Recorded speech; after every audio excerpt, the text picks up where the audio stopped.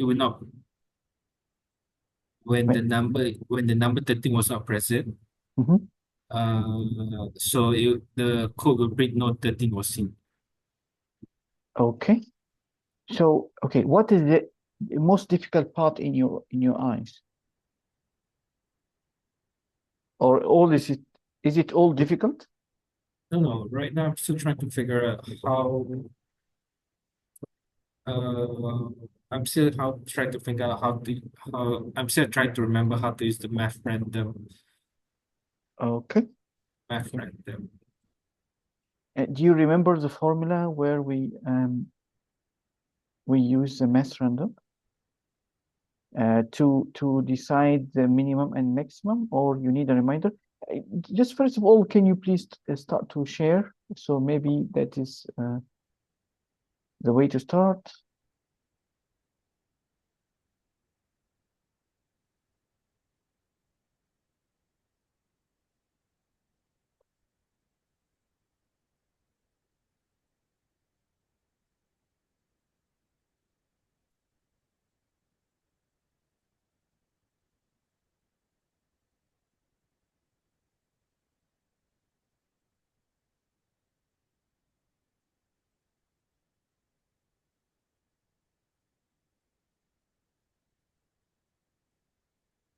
So just remind me, the master random produce what kind of output?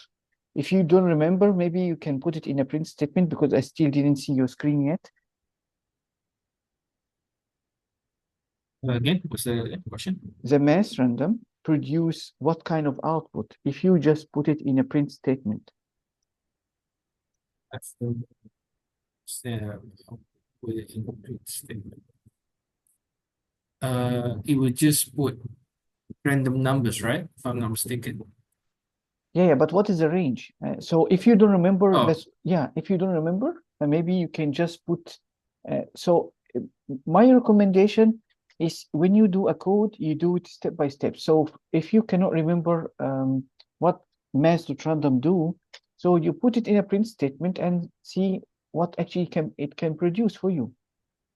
So I wouldn't start with a for loop like you did. So if I were in your place and I really don't know how to write that code, so I will just uh, put a print statement inside it. I will call mass.random and try to print it out. What mass.random will print out for me?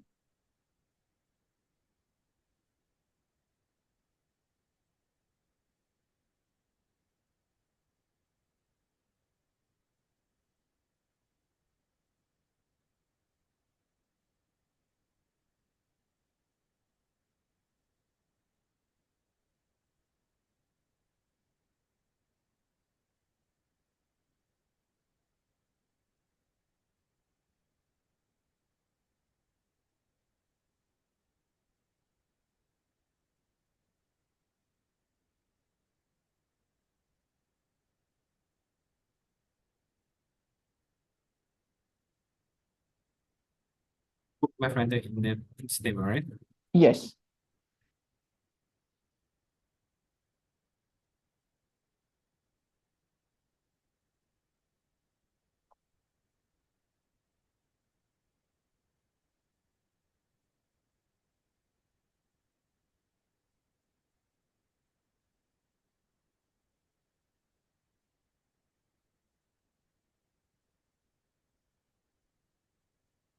Okay, run.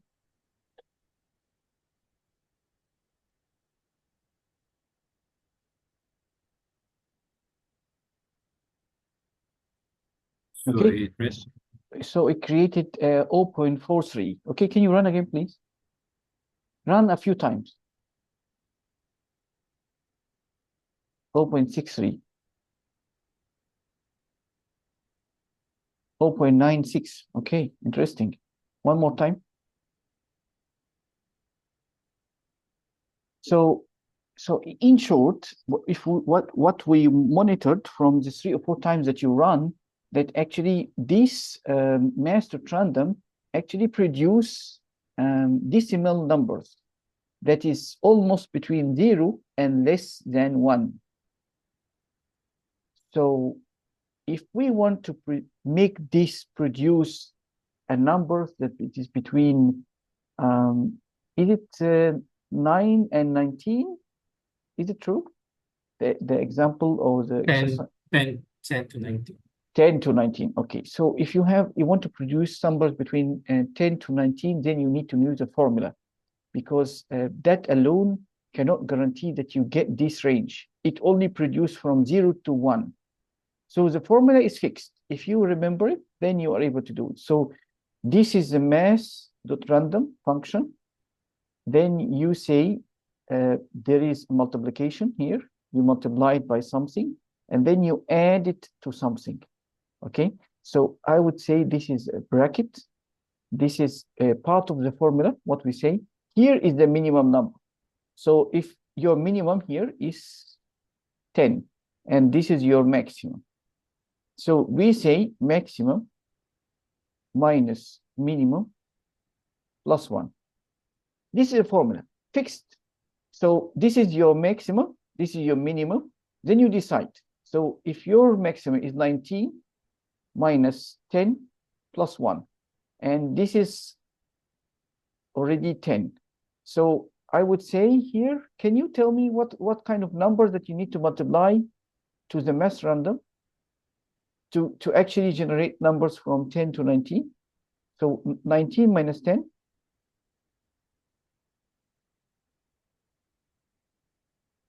If you subtract 10 from 19. 20, right? And 19 minus 10 produce what? 9? Am I right? Yeah.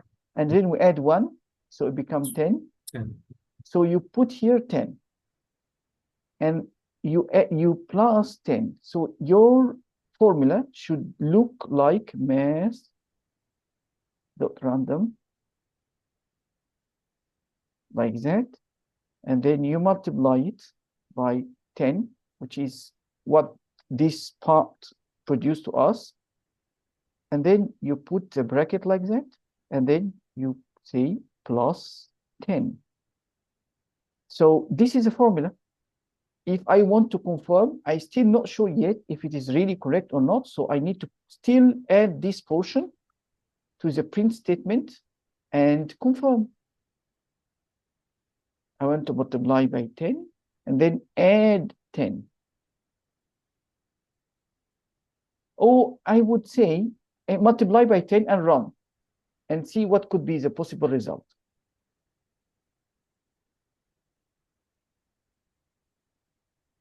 Okay, so now do you see that where our numbers start to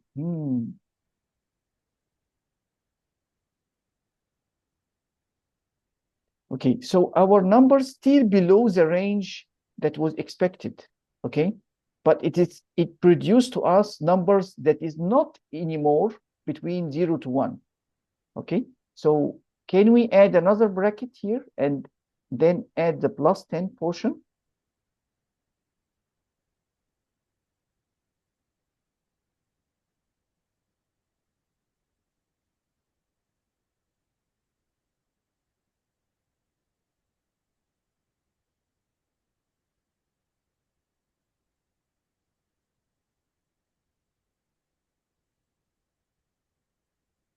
Can you run?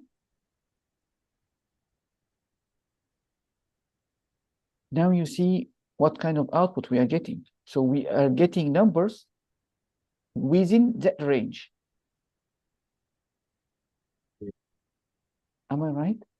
Yeah. Okay. If you would like to know the reason behind that formula, I can do it. But I think it will confuse you. So I will not explain it unless you request. But the problem, we are getting numbers that is with a decimal point. So we have to fix that problem. So every time we produce some progress, we need to improve on it. So how to get integer values instead of double values, like with a decimal number like that? So what kind of fix that we need to do to our formula to actually produce this kind of numbers, which is And instead of 17.4, we want to actually get 17. Maybe change the, what's it called?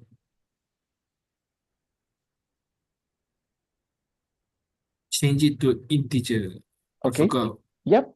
Yes, you Change are it on the correct road. Yes, what you said is actually correct.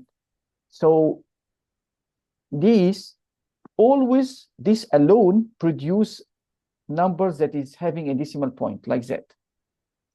So when we multiply it by 10, it will actually produce for us also a decimal number with a decimal point. So we want to maybe try to get rid of the decimal point for this portion before we start adding it to the integer 10. So how can we do that? Can you remember? initialize. Right. Yeah, okay, Initialize the try. Yes. variable Okay. and then put the n value inside it.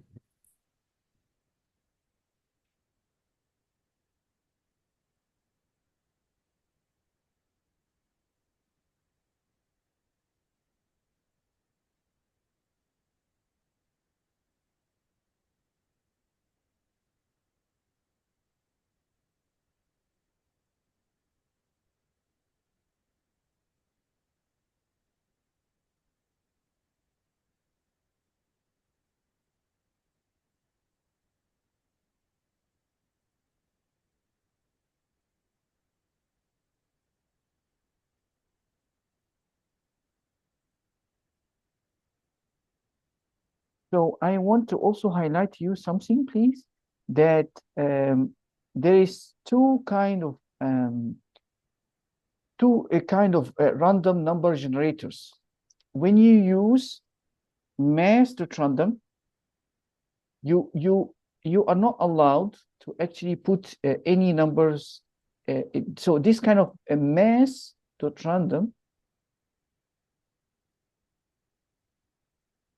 does not accept input here. But there is another random function that is called you can call it maybe something like maybe scanner sc dot next int.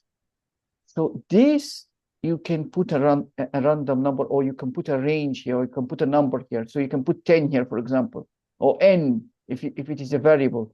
So this, yes, it takes an input. This does not take an input. So it depends on what you want to use. But our focus here is not to give an input to the masked random. We just want to do a conversion. Okay, so a conversion can be by casting. If you can remember, we can do casting like that. Do you remember if we put this before some kind of numbers? So, well, this change. So if I put 10.5 like that, and then I cast it to integer, will it print 10.5 or it will only print 10? Can you try to 10. put, so, okay, so maybe we can try to put this part with this masked random. So we cast the output to integer, so it can remove. Okay, that is correct, except when you put an integer like that, we have to put this. This is very important. This brackets is very important to explain the casting. Yes, then try to run them.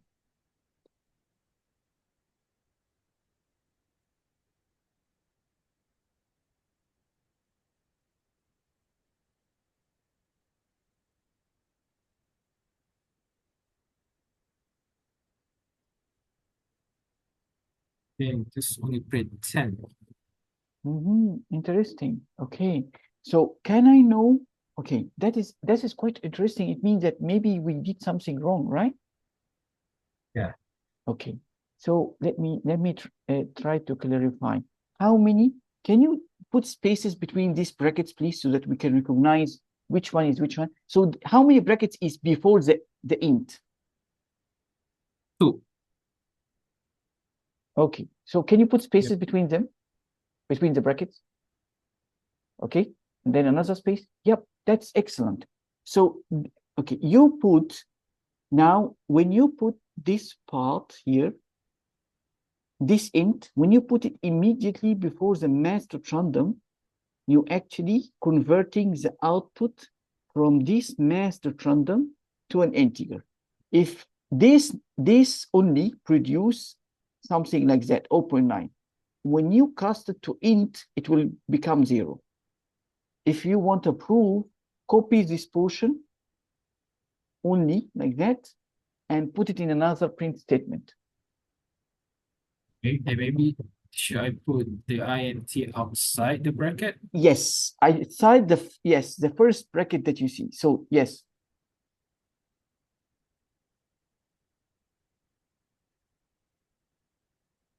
So once you do that, it means that you wait until the multiplication happens and then you start to cast. So by that, yeah, you can try to run and maybe see what could be the possible output. Okay, we start to get numbers. Okay, now the numbers start to change. Am I right? Yeah.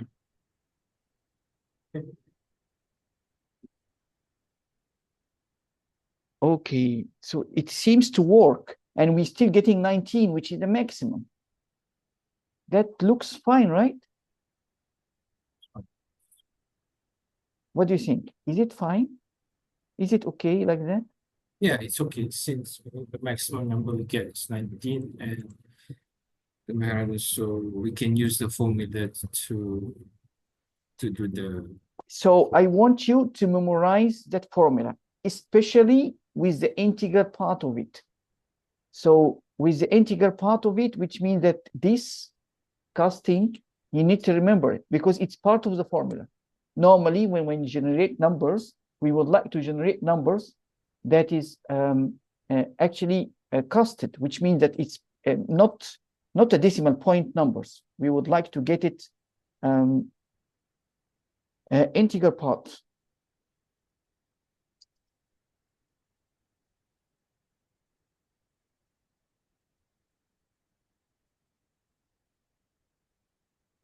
if that means if I want to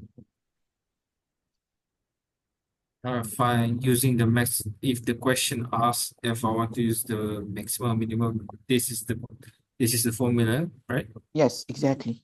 Yes. And this formula should work with any function that produce, if this random produce anything from 0 to 1, then you can use this formula in any language. It will give you the same result in any programming language.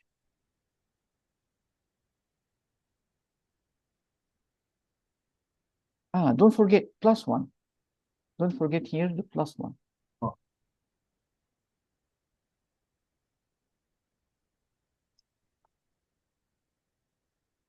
Okay. So now you managed to produce a random number, am I right? Between the exact range that we expect. Normally, if we would like to produce a random number, we do not really, I mean, we print it now just because we are troubleshooting.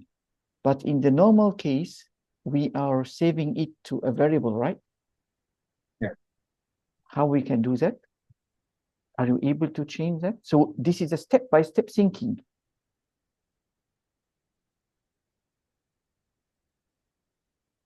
Maybe it's save it inside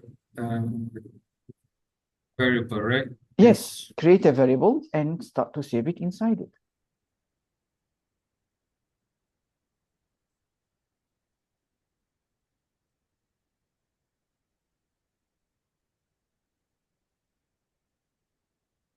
Your road to success in any programming exercise is to actually use a lot of print statement.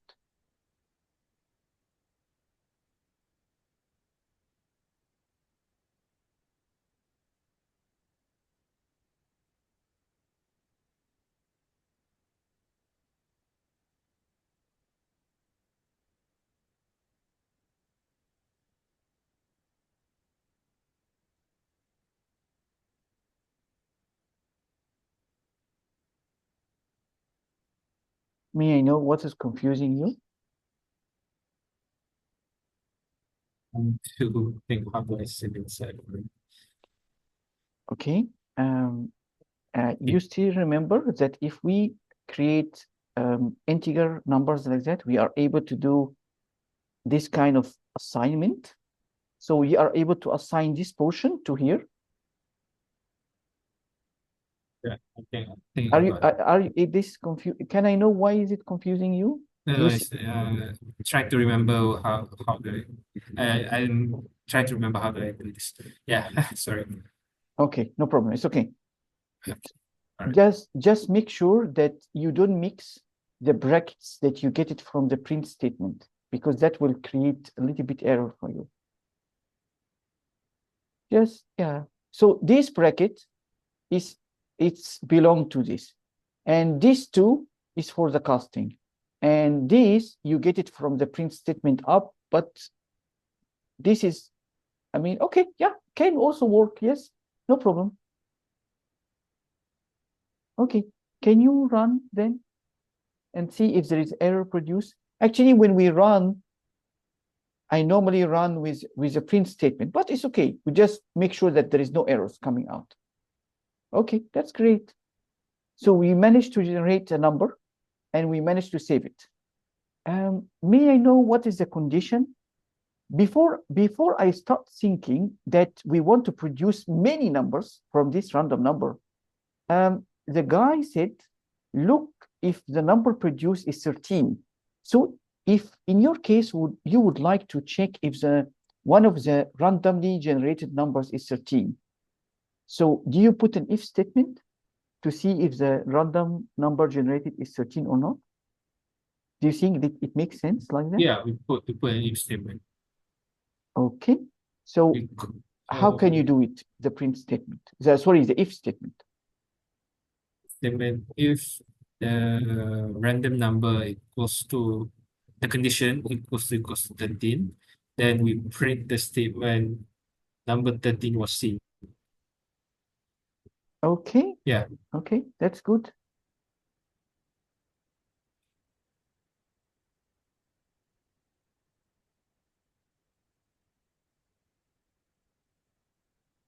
How you do that?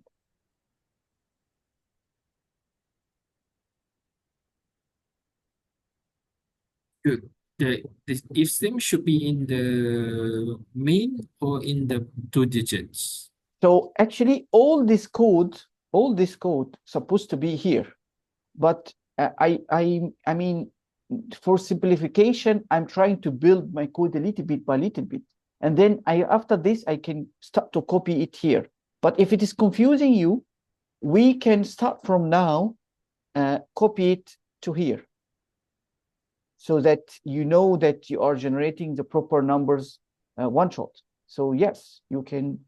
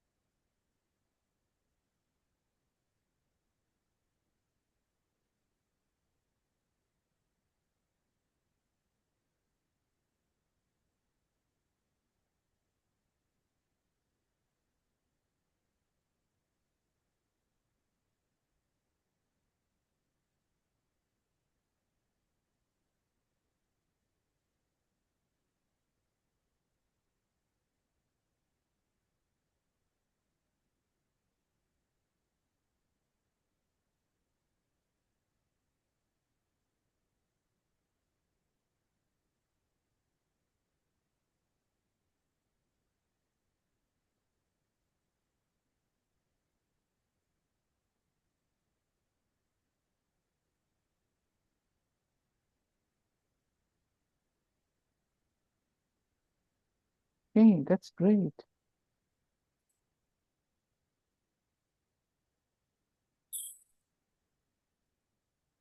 Okay, can you start to run then?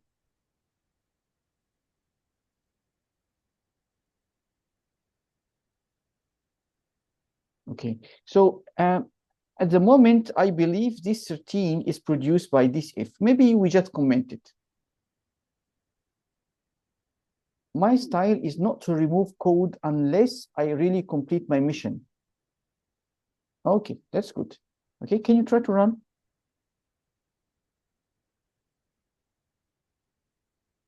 Okay, nothing is printed out. Can we know why nothing is printed out? Did Because we call our function? Yes. we didn't our function.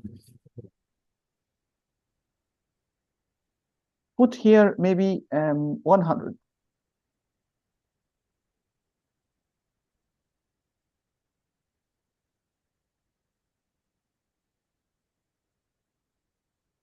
Wow.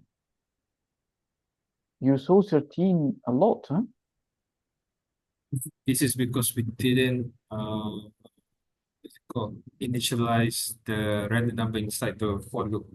That's why it's just still saw 13 every time. Okay, it means that, okay, this is a very interesting notice from your side. I like that. But you mean that you need to move that here? You mean?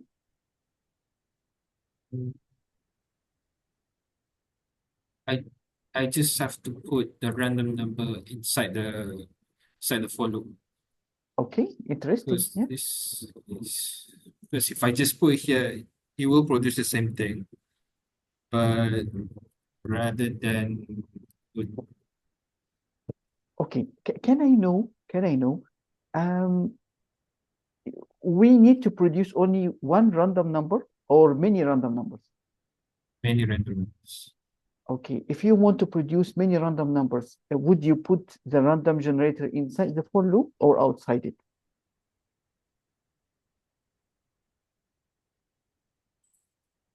Then it's inside. Yes, it makes sense. If you plan to print many of those random numbers, so it makes sense then to move the random generator code inside the for loop. By this, I guarantee that every time I run the loop, I'm generating a new random number.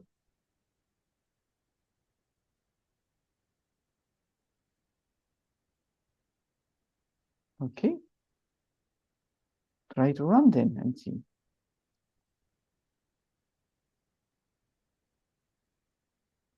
Wow, okay, that is maybe a slight improvement that we have. Okay, and can I know the loop run for how many times? Again, sorry? 8 times. 8 times. So that means every 100 number that was randomly printed Uh-huh. inside the random number, Yes. 13 times was printed. 13 times was seen. It's 13.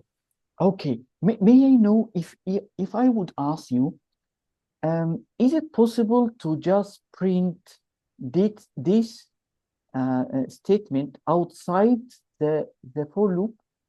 Is there a way that we are able to actually not print this?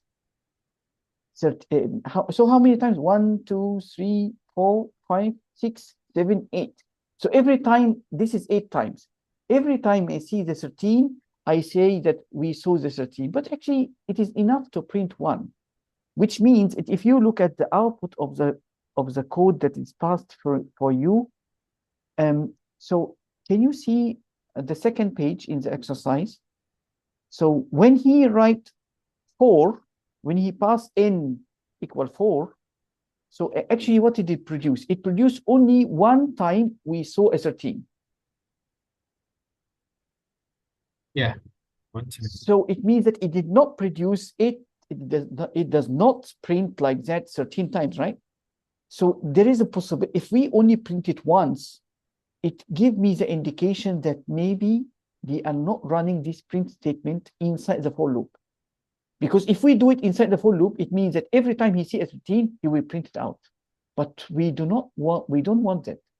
How can we maybe possibly? The if statement outside the for loop. Okay. Yep. Yep. But then we face yeah, we have to correct the code, modify the code so that it works in this way.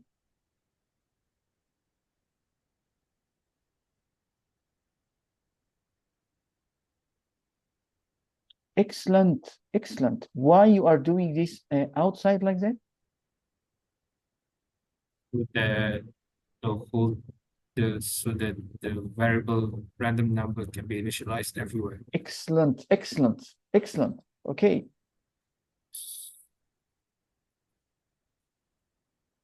Good. Good. Good. Good. Yes, that is excellent. Okay. The only issue that you're going to face here that he the computer is dumb. He does not guarantee that the random number will actually contain something because you did not initialize it. So for this for the computer to think that your code is correct, just add equal 0. This is just an initialization. You put 0, so he will accept that. He will be happy. Okay. May I know, I ask you one question, please. What is the difference between cut and copy? That means delete, copy means copy. So copy means copy. Yeah, it's clear. Yeah. But cut means that I remove it from the place that I want to take it out. I do the copy. I still do copy, but I remove it totally from here and I move it to a totally new place. So cut is move plus copy together at the same time. So you move the whole line from here to here, and it means that and you still copy it, but you delete it from here. So you don't have to do it on 2 steps. I know it might take time for you to get used to it, but this is just a highlight. You put it in your brain. Maybe after a few times you will get used to use cut. I think it will be a little bit shorter in the time. Okay. No force. Just when you feel that you're comfortable to use cut, use it. Okay. Is it okay? Okay. Yeah. Okay. Can you run again, please? Let us see.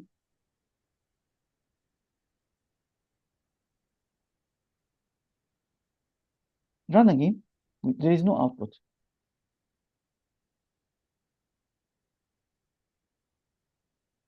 No output. One more time.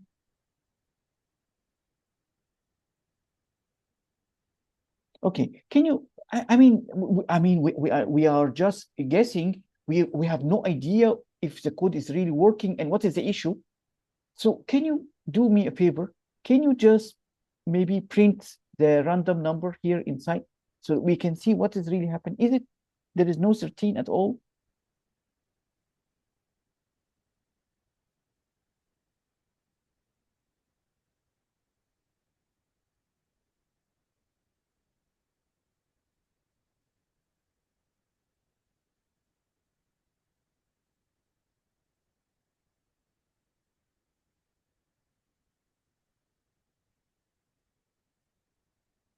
Do you see any 13? Yeah, I see.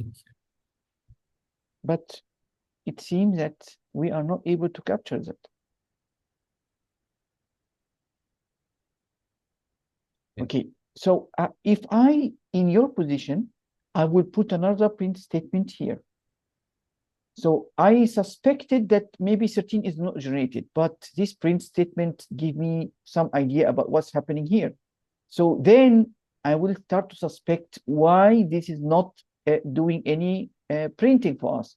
So I will just put a print outside the if to check what is the value of the random number that is being compared to 13. So I can start to know.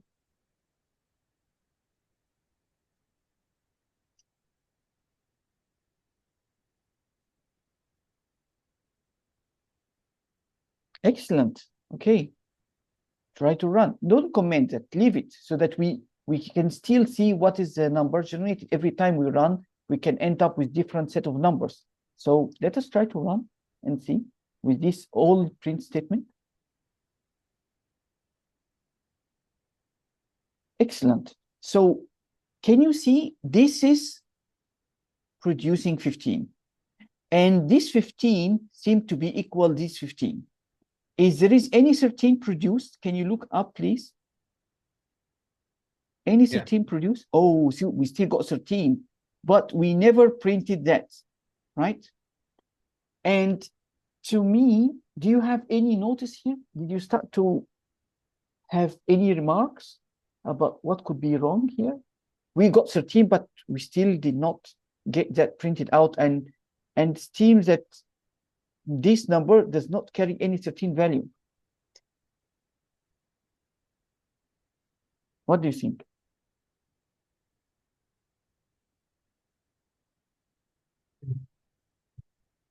Maybe because we didn't put the formula outside the for loop. Okay. I want you to look at two things. Can you go down, please? I want you to notice these two. They are very important. Run again. Notice these two and run again. Okay. So you see this? Do you see this? Yeah. This is the key to the solution. You see here 13, and so the last number that was printed out by next is 13. And then the number that was printed out here is also 13. That's why you see this. Now run again. Now, okay, see the last two numbers. This is 14 and 14. That means So it printed out the last random only number. the last That's number okay. got, we only can retain the last number. So it gave me the indication that actually, even if we produce 13 inside the loop, we will not be able to see it outside the loop. So if we are running a loop and we want to capture an incidence that happened inside the loop, we need a flag. Okay, so yes, a flag is a variable that can take a value true or false. Normally, I Normally, have to create a Boolean variable. yes. So you create a Boolean variable that get initialized to false. And this Boolean variable is actually will be created to check for us inside the for loop if we ever get 13.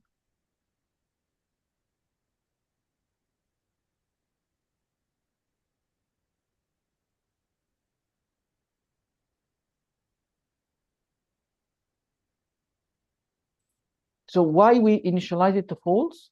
Any idea?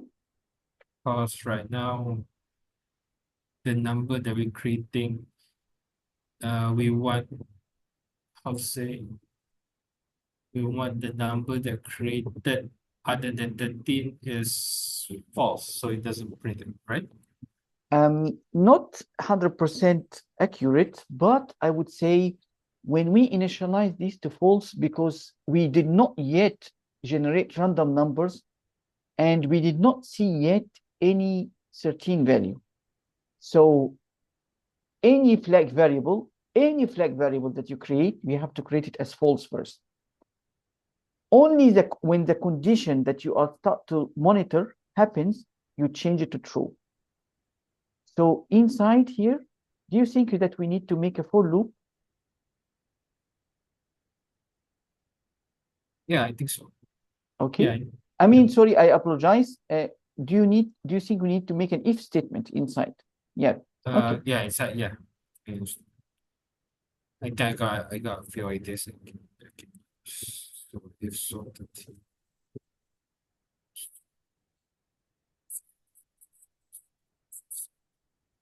So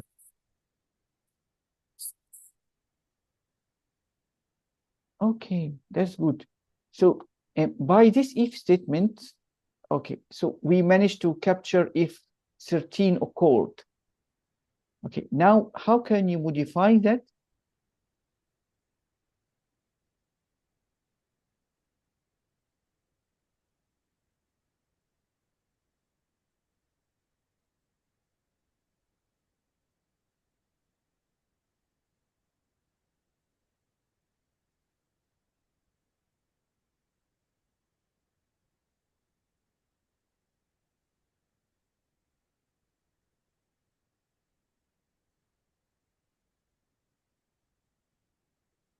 Okay, that's good.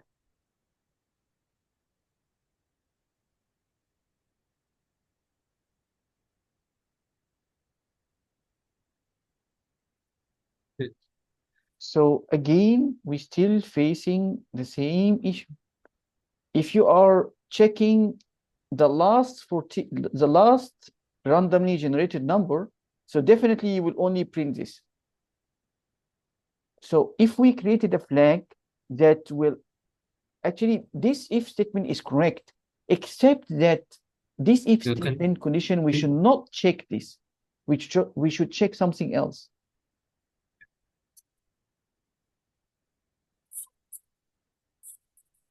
Okay, that is excellent, but I need a reason why you removed the previous condition and put that condition. Because if um, during the random generated number, the sort 13 is true, then it will print the statement we saw 13. Okay, If it's this false, then it's false. excellent. That is excellent, but I am seeking your understanding because normally, if we created a flag after the for loop, we always make an if statement to check the flags. So this is, yes, correct, and you should be able to use it in any place. Okay, so we check the flags here. We create a flag here. We check it outside the for loop. Okay, can we run now?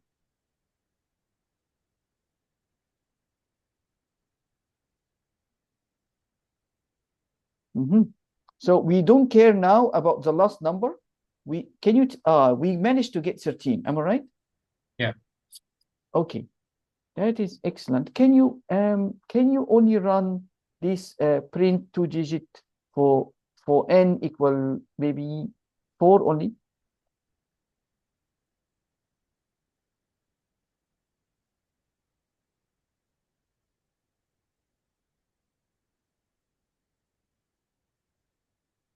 So we still managed to get 13, right? yeah, Okay. That is, do you really understand this code, what it does? yeah. I understand the point. Okay. Okay, that's excellent.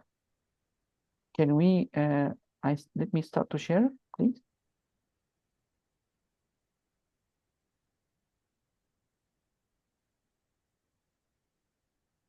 Can I? Yeah, I can see the show. Okay, that's good. Okay. From what you can see here, do you still remember what is prime was doing last time? Can you check your previous code? What is prime did previously? How we did it?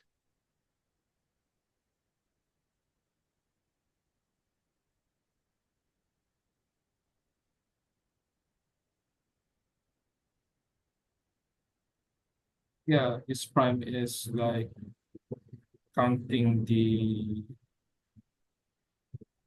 prime numbers, right? Want to find the prime numbers. Yes, it is trying to find if a number is prime or not. So when do we say the number is a prime? But it can only be divided by number one and its number only. Excellent. Okay. So last time you do it with the while loop, am I right?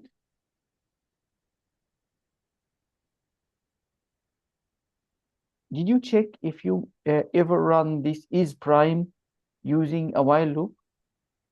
Yeah, Okay. What was the condition that you put inside the while loop? for its prime, there have been a few methods we use. We use is prime, we use count primes, and we use count factors. It's true, but I am looking only for is prime.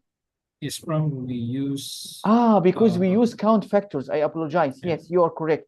So inside count factors, um, we use a while loop like that. yeah, we use the while. Okay, what is the condition inside the while loop? If the number is small or equals to number, equals to num. Yeah. Can you tell me exactly what should I write? If the variable number is Wh- small or equals to the variable num. Like that? more or less, yeah. Okay, so n was what? Was the input? Was it the input? And what's the input? Yeah. Okay, so this similar to this. Yeah, it's been similar. Okay, okay, that's good. So okay, the num, do you increase the num like that inside your while loop? Yeah, increase the numbers inside the word. Okay, so if I would like to replace the num variable as the name with I, does it make a big difference? No, that's me. It's just a name, right? Yeah, it's just Okay, so this condition, it is exactly here. And this incrementing of the I, it is here. And we start, I believe in this case also, you start num equal 1. Did you start it equal 1 in your while loop?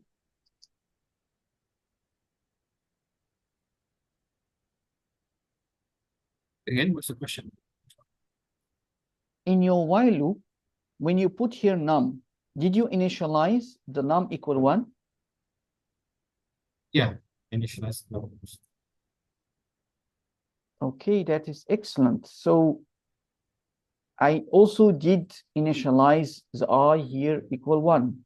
So I believe with this rewriting of code, that will be almost similar to the one that you write with the while loop. Am I right? Yeah, it's almost Almost same, right? yeah. Okay. And can you recognize here what?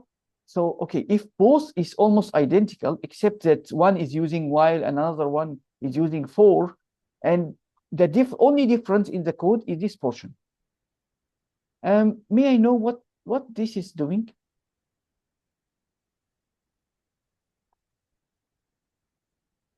It increasing the factors of every time the loop is looping Mhm. until it reaches the number that it will stop the loop. So if I give here n, I pass it maybe equals 3. And then I start I equal 1. So when I equal 1, and then I do the if statement check. So n is 3. I equal 1.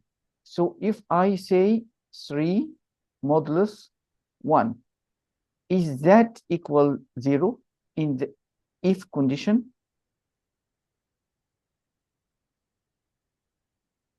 Can this part is equal 0 or no? If I say 3 modulus 1,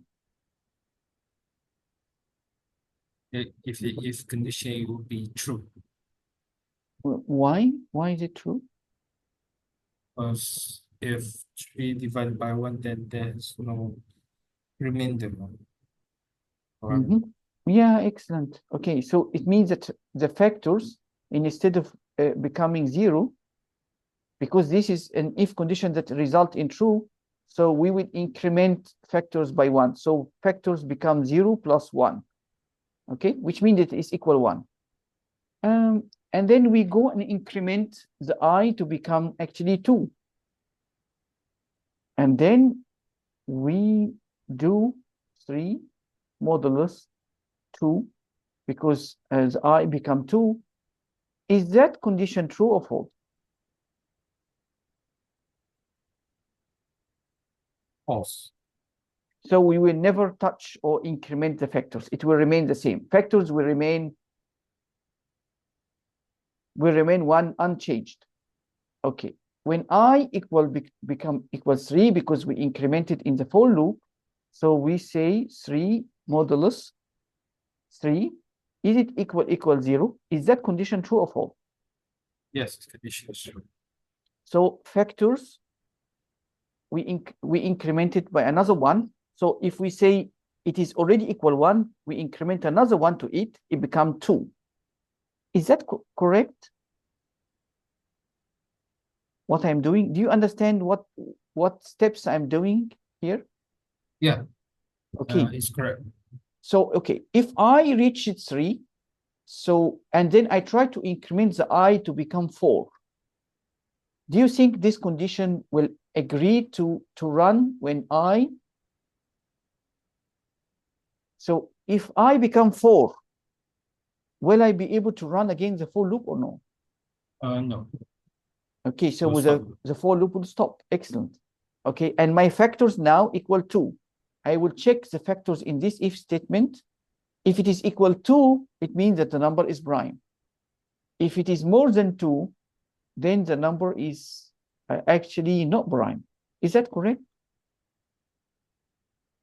Yes, correct. Okay, do you see this if statement? Is there any way to improve this if statement?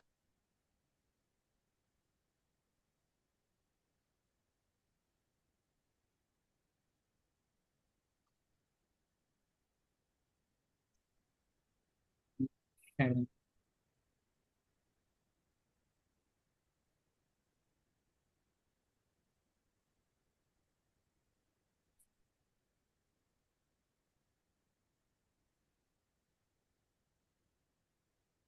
why the factors is equals to 2, then it will return true.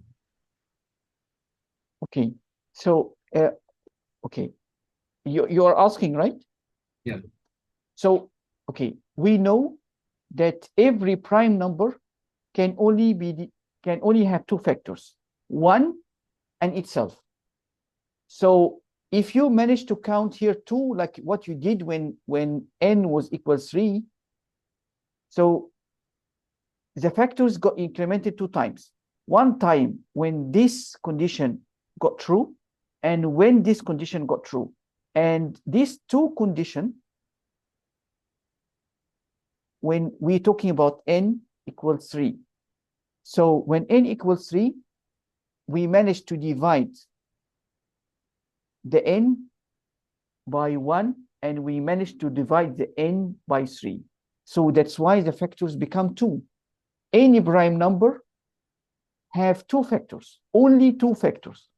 If the number is 8, for example, this is not a prime number. Why? Because it can be divided by 1, it can be divided by itself, it can be divided by 2, it can be divided by 4. So how many factors for that? We have 4 factors. So this I can say easily that 8 is actually not prime. Why? Because I will see that the factors is actually not equal to. Only when we have a prime number, we can say that, okay, the prime number can only be divided by 1 and itself, which means that its factors is only 2, 1 and itself, 1 and itself. So if you have 7, the same will goes. You can, or even if you have 5, the same will goes. You can only divide the 5 by 1 and itself. So it means that the only number of factors you are able to count is 2 factors, 1 and itself. But if you divide a non-prime number like 8, you have a lot. You have 1 and itself, that is 2. And you can divide it by 2, so it becomes 3. You can divide it by 4, so you can say you have 4 factors. So that's why when it is equal to, we are sure that this is a prime number. And so if the function is asking, is prime, so it is passing a number, we want to check for it. Is it prime? We say true if the factors is only 2. So the minimum number of factors for any number is 2. Once it is not prime, these factors increase. It can become 3, it can become 4. So we know for sure that this is typically not a prime number because we are turning false for it. So if it is equal to, we return true. This is a prime. If it is the factors more than 2, then we are sure that this is not a prime number. Does this make sense? Or you're still confused? Why we say? Yeah, I think it's because 2 is still a prime number, right? If I'm not mistaken. but be aware that this specific two is not saying that 2 is a prime number or not. No, it is comparing the counting of factors, the how many times the counter, the factor count actually get counted. So I mean, we are not talking about 2 is a prime number or not. No, we are not talking about that. So okay, first of all, can you write this function and pass 2 to it? Yes, you are correct when you said 2 is a prime, because it can only be divided by 1 and itself. It's true. But we are not comparing n to 2. We're not doing that. We are comparing the factors that we're counting to 2. The factors is different from n. N is a number that we can pass n equal to. We can do that. We can call is prime and we pass it to. No problem. And we have to start counting the factors. So to see how many times we are able to achieve true for this if statement. If we manage to achieve only 2 times so consider the factors that you are counting, how many times this if statement become true. If the if statement become true only 2 times, so which is reflected in this condition, we are checking how many times this got counting. It will count once this is true. Here you got true and true, which means 2 times. That's why I'm checking here 2 times. Did you understand what I'm saying, or still confusing to you? Yeah, I understand what you're saying. Okay, can you write the code, please? Sure. And write it when n equal 2 and when n equal maybe 4.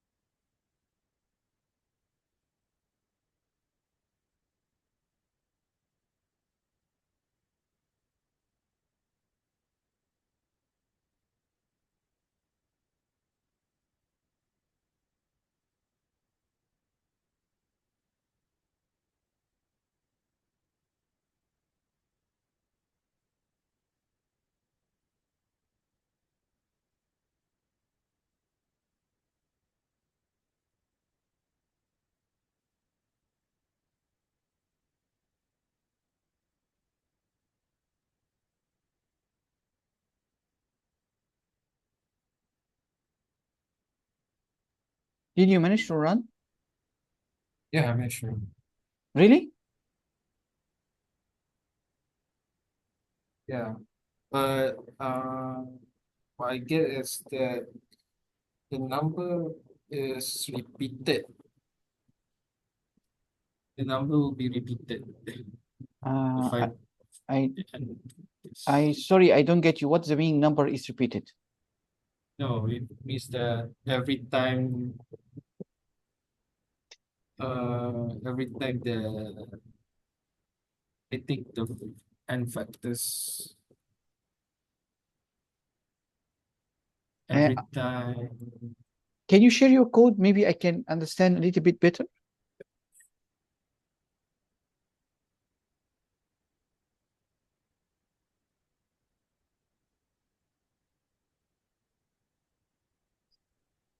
Mhm.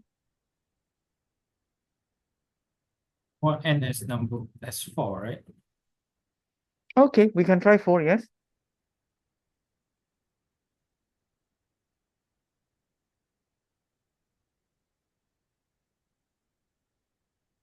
Okay. Mhm. So what you are doing at the moment is that you are printing every time you run the loop.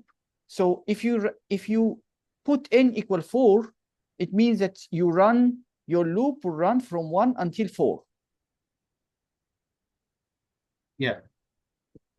Okay, so I start at 1 until it reach 4. So it will run 4 times. That's why you got print that 4 times. So what is the indication that you can? So this is inside the loop. Every time the loop runs, you will print what is the value inside factors. So what we can see when we do 4, that actually the factors got incremented 3 times. So it was 0 before, now it become 1. And then it got incremented again, become 2, and then it remains 2 unchanged. Okay, when I equals, so when I was 3, the factors was actually not changed.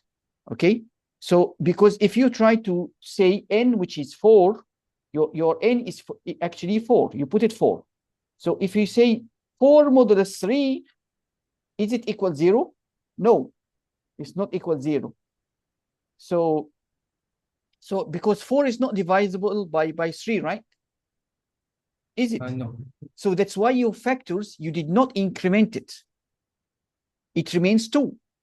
But okay, what about 3? Why you factors get incremented from 2 to 3? So that is when you say your I become 4. So when your I become 4 and you try to do this, so your n is equal 4, and then you try to do modulus, and your I also is 4. So is that equal 0? No, it's equals to 1. No, 0. Because Oh, yeah. 4 Modulus, divided by sorry. 4 equal 1, and there is no remainder. The remainder is 0. Am I right? Yeah. This is what we say we are able to divide number by itself. So that's why you see the factor here got incremented from 2. It was previously 2. It become 3. So when you come here, the factors is 3. You check, is it the factors equal 2 or bigger? So if we check this will return false. So why is it false? Because it's true that 4 is not a prime. We mark prime numbers that their factors is only 2. That's why we can easily say comfortably that 4 is not a prime. So that's why we are 10 false here. Are you still confused why we put 2 here? Or I didn't get an answer from you. Are you still confused? Yeah, trying to process. Sorry. Okay, sure. Take your time. Sorry. You can ask. If you feel that I need to clarify something, ask. Don't be shy. That means that every time if the factors is like equals to 2, which means that 4 divided by 2, if 4 divided by 2, which means it has a remainder, and it return true as it's not a prime fact, it's not a prime number, right? Yes, you are correct. Yes. Yes. Did you try to put here 2 and run?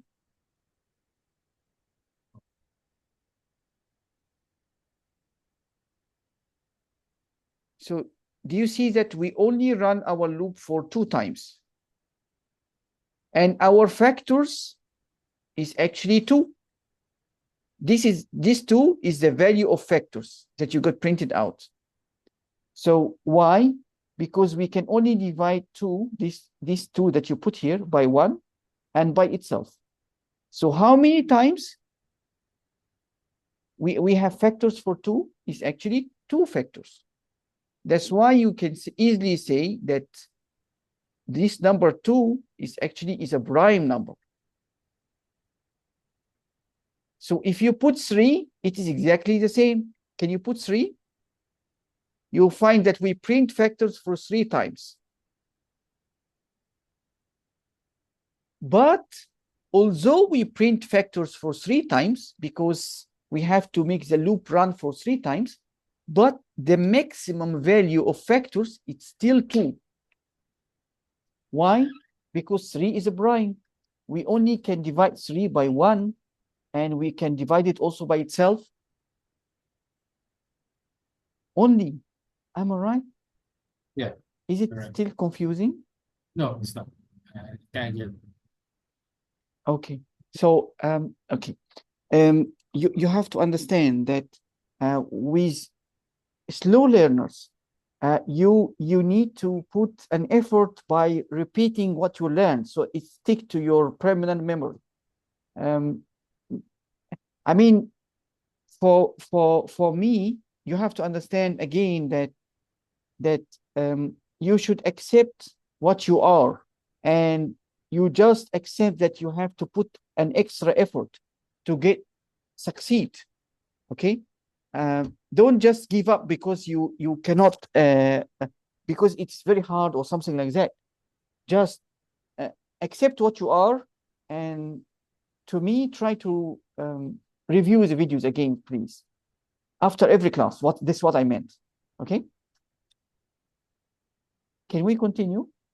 Yeah. Okay.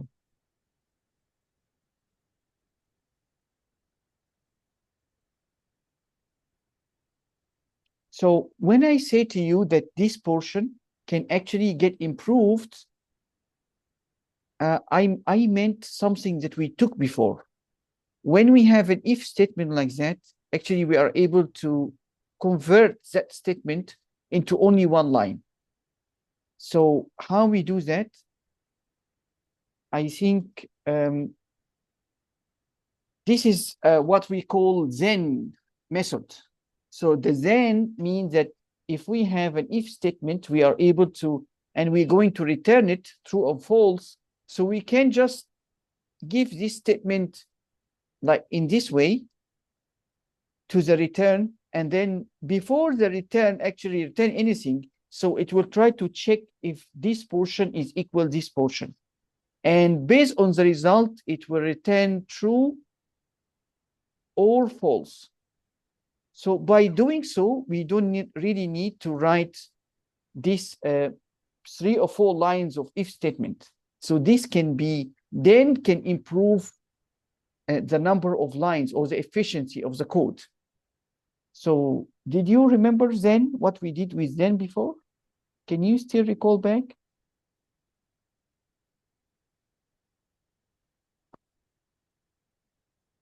Yeah. Can you? Do you? You want a more reminder, or is it okay like that?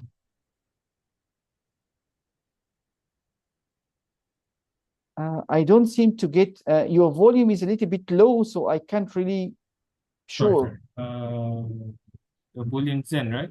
Yes. Do you Yeah. understand what this is? What Yeah, this there's that does? concept. Yes. It's shorten the code. Excellent. shorten the Yes. code. Yes. Excellent. Yes. So can you write this portion?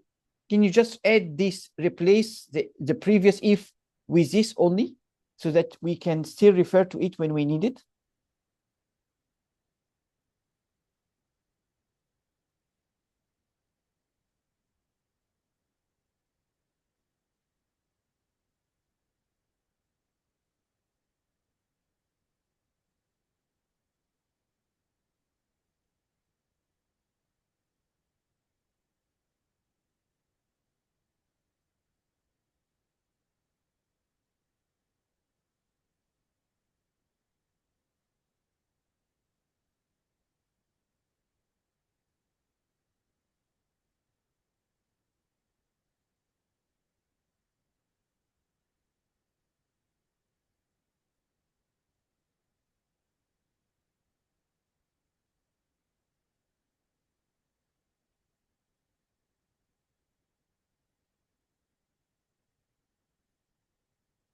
Is it done? Yes, then. Okay. Okay. If I would actually share with you this code, these two code do the same thing here. So we are summing the numbers from 1 until 100 in this way. And we are one time using a while loop, another time we're using a for loop. Can you figure out what is the difference between this code and this code?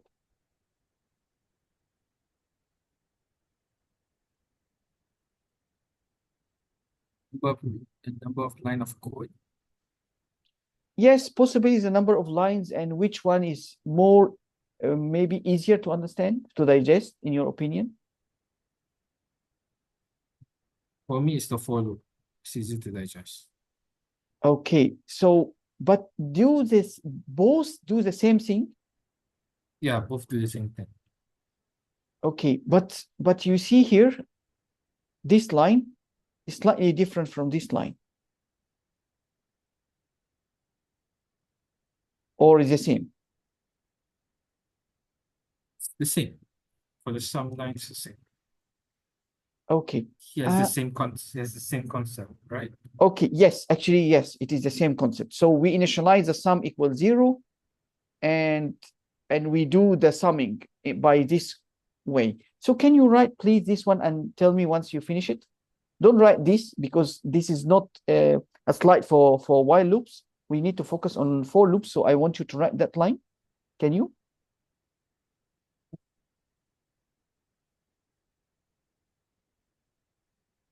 But when you write this for loop, um, so you know that this loop actually adds the numbers from 1 until 100. If I would like to tell you, add for me the numbers from 100 until 200, what change do you need to perform on this for loop?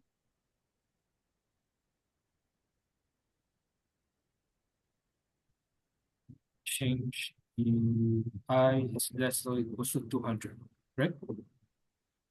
Okay, that's excellent. What is the other change? You are not starting from 1 anymore. You're starting from 100. Oh, so sum equals to 100, sorry. Yeah, the So, sum is equals to 100. mm, okay, can you write and let me see, please? Oh, no, I changed the I. Yeah, the I equals to 100. Yes, excellent. Yes, true. You are correct.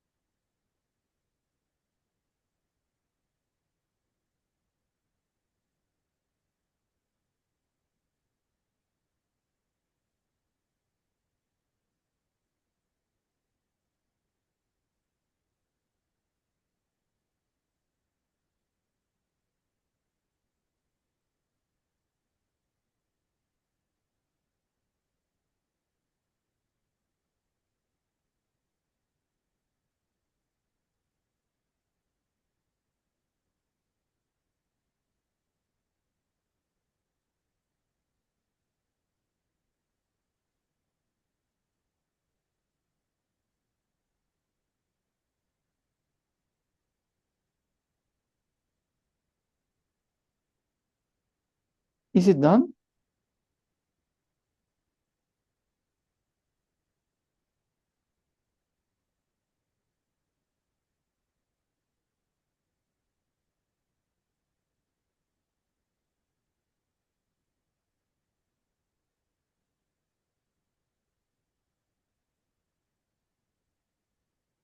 Daniel? Yeah. Uh, Wait. Still writing the code.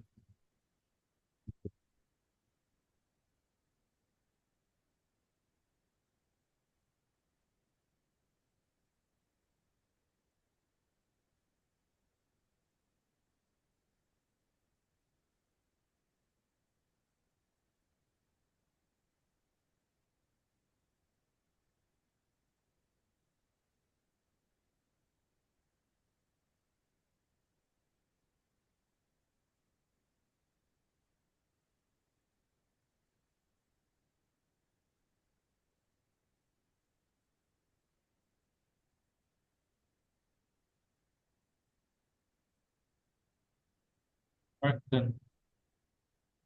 okay.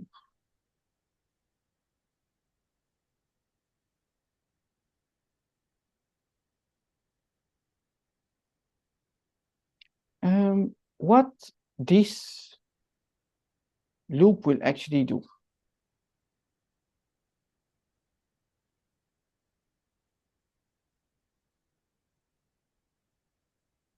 Next statement. So if we talk about this loop, what do you Yeah. think this loop will do? It will loop the code until it reaches 100. So what are going to print here? So if I start from 1 until it reach 100. Yeah, that means it will loop 100 times. And we will going to print I for 100 times? Yeah. Okay. So, okay. Do you know what is the difference between a for loop and while loop? And when do you need to use a... So is it correct that we use a for loop in this case and not a while loop?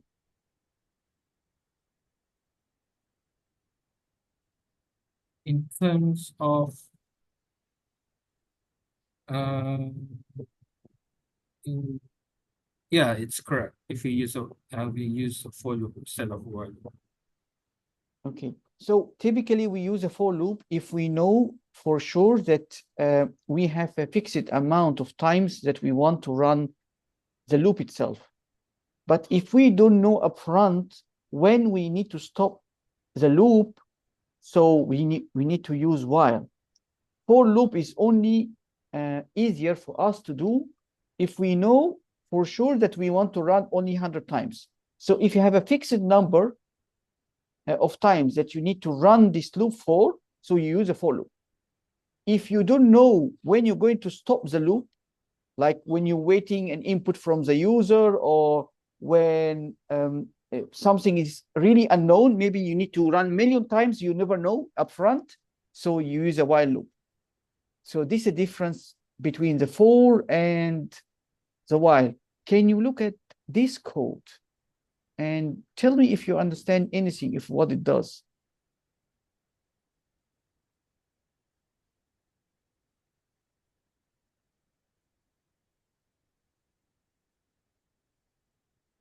So this code is the code wants us to enter the positive number. But if we don't enter a positive number, then the code will not end. Okay. What this condition is telling us or checking? If x is less or equals to 0, the code will not stop. That's the condition for the while loop. So that means it will still keep the code will keep going until it reaches until we enter a positive number inside the code. Okay. Um, That that means it will execute it and it will execute a number of times until we enter positive number. okay. So if we enter a positive number, it will end. Yeah. Okay. Okay. So it will, if we put like, for example, this is the sample output. If you put -4, it will loop again. If you put -5, it would loop again. If you put -10, it will loop again. Once we put 6, it will print thank you and finish, right? Yeah. Okay. That's good. Okay. Do you notice the change that we have done to this code from the previous code? So can you have a look first at this code?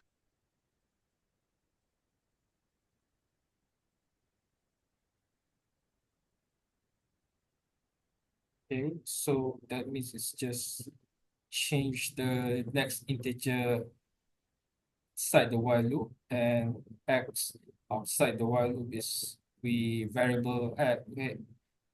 initialize the variable x equals to 0 outside the while loop. So this is the only difference, right? It's Yeah. only the changing here, right? Yeah, correct. Okay. Okay. So this code, um,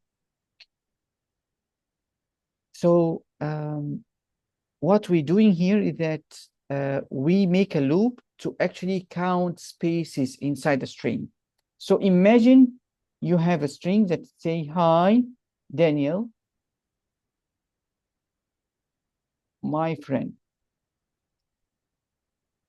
So this is a string, str equal, and you define it as a string like that. So how many spaces you have here?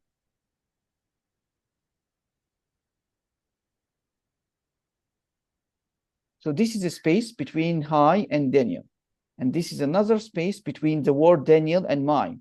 And another space between my and friend. So how many spaces now? Do you see? I couldn't hear you. 3 spaces. Are you confused? No, 3 spaces. Okay. So we want to find the code that actually can really, we pass it any string or string text like that, and start counting for us how many not only words, but it's actually the spaces in between. So to do that, we have to loop through every character and check if it is a space or not. If it is a space, we will increment a counter. Normally, if we have a code that need to count something, we need a counter. When we need to count the factors, we create an integer counter, which is, we call it factors. Can you remember that a while ago? And then we keep incrementing the factors. If a condition is satisfied, we increment our counter. Last time it was factors. Now we use count. We can change. So this count is a counter that will count the number of spaces that we find in any string. So this is a loop that will move one character at a time. It will check H is a space or not. I is a space or not. This space is actually a space or not. How to do that? We use substring. Can you remember what substring does?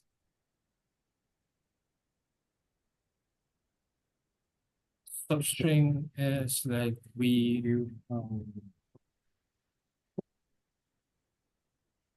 I'll say when inside the code, um,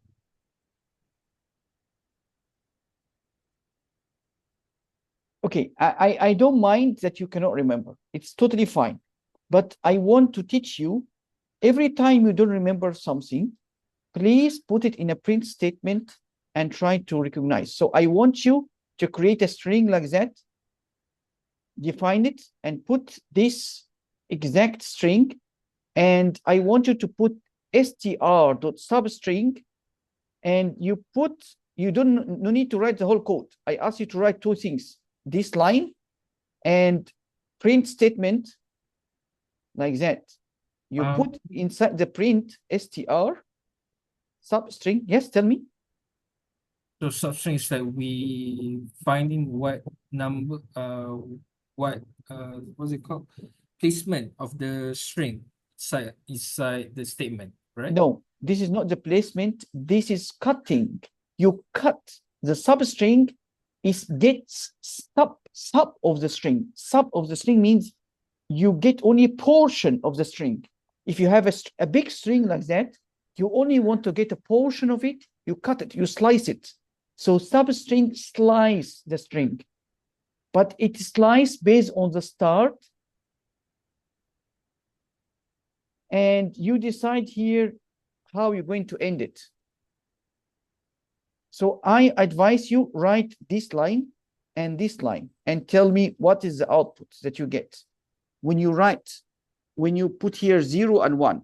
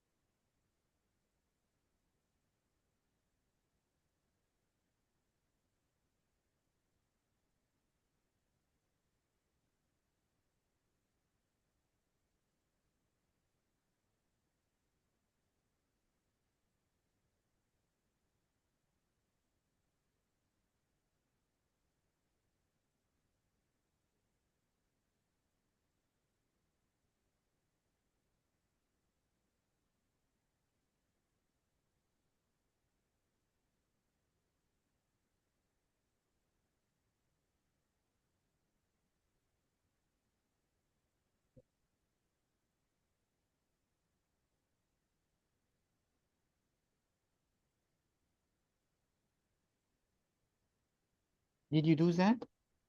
Yeah. So when you print it out, what appears when you print? H. H. Yeah. Okay. So if you don't put 0, if you don't put 1 here and you put 0, can you check for me what is going to be printed out?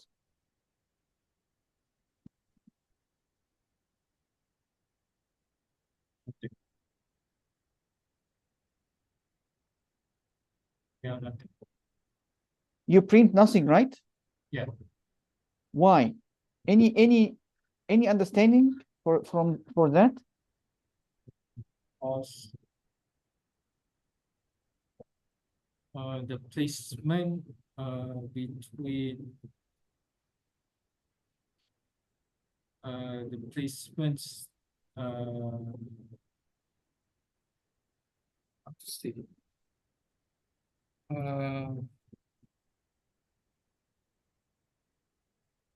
the placement between the H the 0 and 0 is equals to H, so it doesn't print out.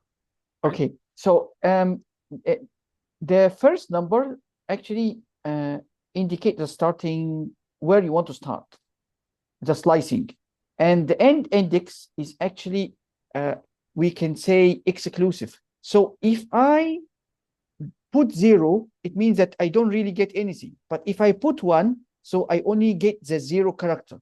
So this is the 0 character. And I is the character, the index of I is actually, so do you know what does it mean, index? If I put H like that, and this is the I, and this is the space, and this is D for Daniel, like that. Yeah. That means the index is 0, 1, and 4. It's 0, 1, 2, 3. So. Yes, this is the index. So Actually, this is the indexes that I am using. So if I say, get me the number that is actually at 0, I have to give the end index +1.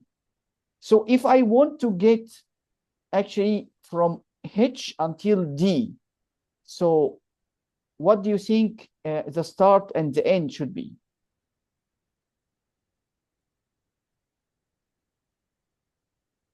But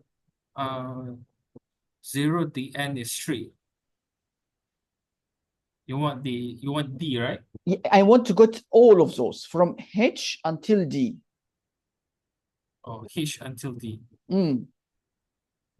which means the start will be at 0 and the end will be at 4.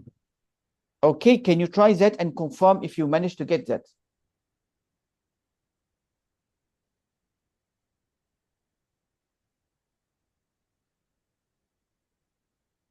Yeah, I managed to confirm that.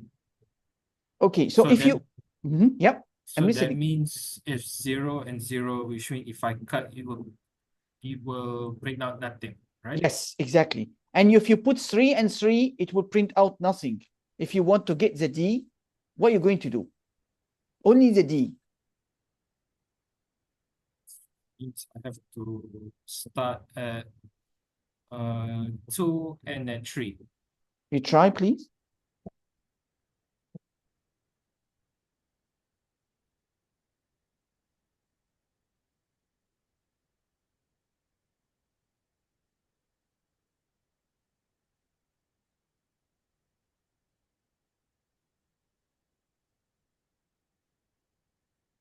Sorry, and at 4. Sorry, start at 2 and at 4. Okay. Okay. So be aware that this is an empty space. So it will not appear if you print it out. In reality, when you wanted to get the I, you actually choose 1 and 2, 0 and 1, sorry. When you want to get only the H. And when you want to get the D, you're supposed to actually start from where you want to get, not before it. Because here is a space, so it will not appear to you. So you will think that it's correct to start from 2 until 4 to give you the D. But actually, no, there is an empty space before the D that will appear with you. So when you say from 2 until 4, you will get empty space and D. But if you want to get only the D, you choose, say, okay, this is D start at 3, and I want to end at 4. So when you end at 4, he don't get you anything here. He gets you only the D. Is that clear to you or still confusing? No, it's clear. So you managed to get the D only by 3 and 4? If you put 3 and 4, will you get the D? Yeah, again. Okay, if you start at 4 and end up at 5, what you get? Yeah, 8. Which is belong to Daniel here, right? Yeah. Okay, that is actually excellent. So we will stop here. But just let me know any progress so far on your project? Yeah, I managed to, like you said, I created a user table and using the code that you gave me, I just modify it and uh, I managed to differentiate the role between the login page and Excellent, excellent. it Yes, okay, that's good. it shows the difference it shows the homepage and difference. So I managed to do that. Okay. And next, right What? now I'm trying to figure out how do I want to show the progress, the report progress from the system. I'm trying to figure out when do I want Okay. to show certain Okay. progress. Can I expect from you maybe an update, maybe by maybe Saturday, that you tell me, okay, I'm stuck at this, and I want to maybe discuss that in the class. So I want to, I mean, I cannot progress, I cannot predict really where you are stuck. So you have to tell me if you are stuck somewhere, tell me maybe by Saturday. If you want me to discuss it with you in the class, how we can improve something or do something from scratch even. Can you do that? Okay. Yeah, sure, I can do that. Okay, then see you next class. All right, Thanks. see you next class. Thank you. Bye-bye. Bye.